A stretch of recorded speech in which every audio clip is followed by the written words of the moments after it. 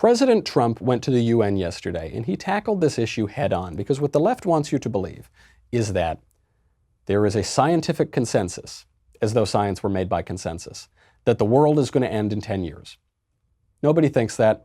No scientist, not one actual scientist, thinks that the human race will be extinct in 10 years, even though that's what politicians are selling us, even though that's what half of young voters apparently believe.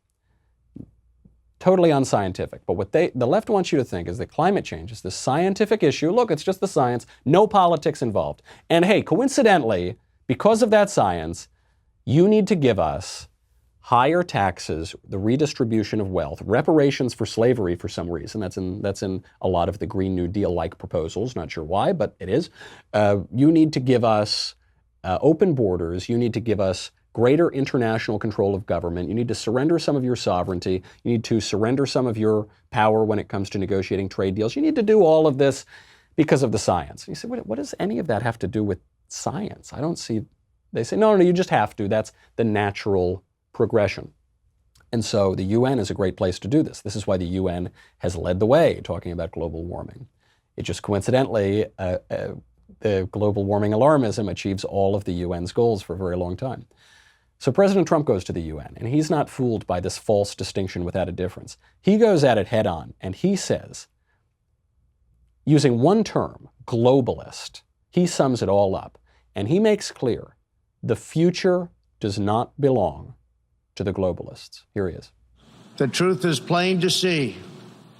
If you want freedom, take pride in your country. If you want democracy, hold on to your sovereignty.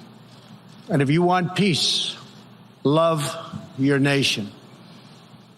Wise leaders always put the good of their own people and their own country first. The future does not belong to globalists. The future belongs to patriots.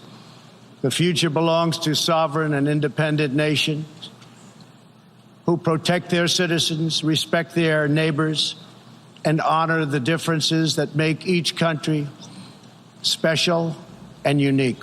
Absolutely beautiful. Spot on. You know, there's a defeater for this whole climate change argument to begin with.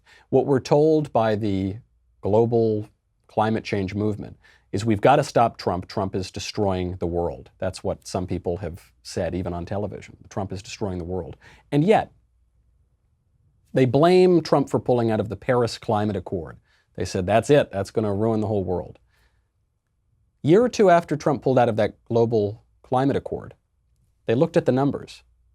Turned out the United States not only didn't put more carbon into the air, didn't pollute more than they had previously, the U.S. actually led the world in reducing their carbon emissions, even as they pulled out of the global climate accord. And actually, a number of nations, including Western European nations, who signed on to the global climate accord, not only didn't follow what they agreed to, they actually increased their polluting. So what Trump is saying, a system of free and sovereign nations with self-government is the best way to have a good, peaceful future. I mean, that applies apparently quite literally to the climate change issue. Because what is the opposite of a free and sovereign nation? You've got China. China, leftism taken to its logical extreme, an actual communist country, leading the world by many multiples in their pollution. We could all stop polluting tomorrow. We could all just sit and stop breathing and hold our breath. Wouldn't do anything because China has such a disproportionate effect. That's not what it's about. It's not about the environment.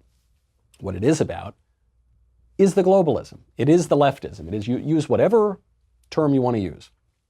Trump sees that. And for people who say Trump is a dolt, he doesn't know anything about politics, he doesn't really know about his opponents, he doesn't know what he's doing, that is a sophisticated conclusion to reach. Not a lot of people understand that relationship, that climate change hysteria is socialism by the back door. Not a lot of people have put their finger on that. He has. He gets it, and he's speaking very bluntly, and he's speaking about protecting the country. It's a beautiful thing. Hey, Michael Knowles here, and the fact is, these cigars aren't cheap. Be sure to subscribe to the Daily Wire on YouTube, because I depend heavily on your support to continue enjoying this wonderful lib-triggering life.